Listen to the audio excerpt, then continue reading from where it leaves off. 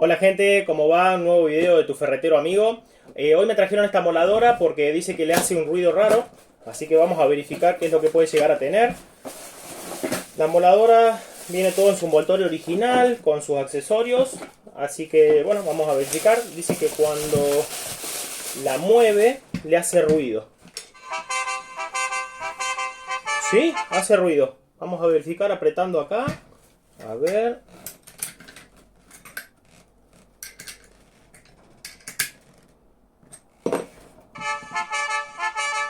Sí, hace ruido porque hoy es domingo y ayer se ganó el clásico.